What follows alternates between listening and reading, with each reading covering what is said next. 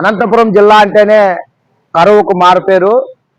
మరి అటువంటి కరువు ప్రాంతంలో జీవించాలంటే పేద ప్రజల పరిస్థితి ఎంత దారుణంగా ఎంత ఇబ్బందికరంగా ఉంటుందో మనమంతా అర్థం చేసుకోవచ్చు. అయినప్పటికీ ఈ భూమి మీద జన్మించిన ప్రతి జీవి జీవించాలనే కోణంలో ప్రతి మానవుడు తన కుటుంబాన్ని పోషించుకోవాలని చెప్పేసి ఒక ఆశతో జీవించడం జరుగుతుంది. మరి అందులో భాగంగానే అనంతపురం నగరంలో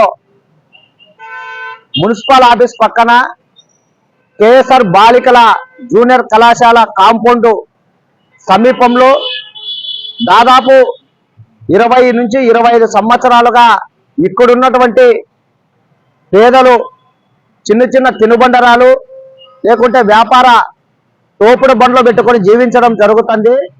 అంటే ఇక్కడ ఉన్నోళ్లే కాదు, వీళ్ళ పెద్దలు అంటే వీళ్ళ తల్లిదండ్రులు పెట్టుకున్నటువంటి వ్యాపారాన్ని అదే జీవనాధారంగా అదే బతుకు తెరువుగా ఇప్పటికీ జీవించడం కూడా జరుగుతుంది.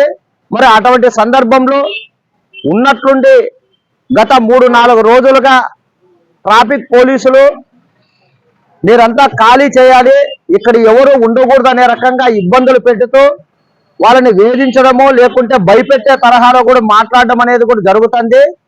ఎందుకు ఇలా చేస్తున్నారని చెప్పేసి అడిగితే ఇక్కడున్నటువంటి కొన్ని వ్యాపార కేంద్రాలకు లేకుంటే ప్రజలకు సౌకర్యంగా ఉంచడానికి ఇక్కడ కార్ పార్కింగ్ సెంటర్ని నెలకొల్పుతామని చెప్పేసి స్వయాన పోలీసులే చెప్పడం జరుగుతుంది. మరి ఈ పేద ప్రజలేమో ఎన్నో ఏళ్లుగా జీవిస్తున్నటువంటి మా వ్యాపారం కనుమరుగు కావడము లేకుంటే మా జీవితాలు రోడ్డును పడితే మాకు దిక్కెవరు అని చెప్పేసి నిన్నటి దినం మున్సిపల్ కమిషనర్ గారిని మరియు ఆర్ఎన్బి ఎస్సీ గారిని కూడా కలవడం జరిగింది. మరి వాళ్ళు చెప్పిన రీతిలో చూస్తే వాళ్ళు దాటవేసే విధంగా మాట్లాడడం అనేది చాలా బాధ అనిపిస్తుంది.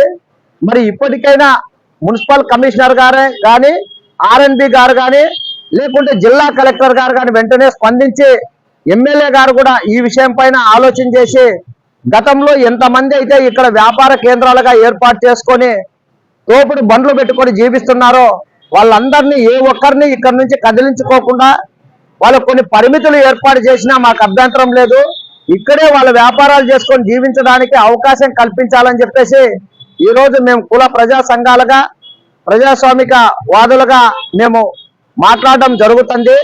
మరి అలాగే గతంలో మున్సిపల్ కమిషనర్ గారు ఎవరు ఎటువంటి అభ్యంతరాలు తెలియజేయలేదు. ఈ మధ్య రోడ్డు వేసినారు కాబట్టి వాళ్ళు ఇక్కడ రోడ్డుకు వచ్చి మార్కింగ్ ఇచ్చి మేము ఎంత లిమిట్స్ లో ఉండాలో ఏ రకంగా షరతులు విధిస్తారో వాటిని మేము అతిక్రమించుకోకుండా మేము వ్యాపారం చేసుకుంటామని చెప్పి ఇక్కడున్నటువంటి ప్రతి ఒక్కరూ మాట్లాడడాన్ని కూడా గుర్తు పెట్టుకొని వాళ్ళకి ఇక్కడే వ్యాపారం చేసుకోవడానికి అవకాశం కల్పించాలని కూడా మేము తెలియజేయడం జరుగుతుంది. వీళ్ళు ఊరికే ఇక్కడ వ్యాపారాలు చేసుకొని కూడా జీవించలేదు. వాళ్ళు 10 రూపాయల నుంచి 20 రూపాయలు 50 రూపాయలు 100 రూపాయలు దినసరిగా గేటు కూడా ఎన్నో ఏళ్లుగా కట్టి వీళ్ళు జీవిస్తున్నారు వ్యాపారం చేసుకుంటూ.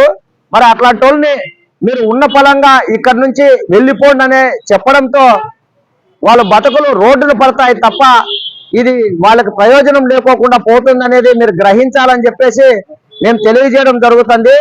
కాబట్టి ఇప్పటికైనా కమిషనర్ గారు కానీ మరియు ఆర్ఎన్బి వాళ్ళైనా లేదంటే జిల్లా కలెక్టర్ అయినా మరోసారి తెలియజేస్తున్నాము, మా జీవన విధాన స్థితిగతులను మీరు గుర్తించుకొని ఖచ్చితంగా మా వ్యాపారాలు ఇక్కడే చేసుకోవడానికి అవకాశం కల్పించాలని చెప్పేసి కూడా మేము కోరుకుంటున్నాం.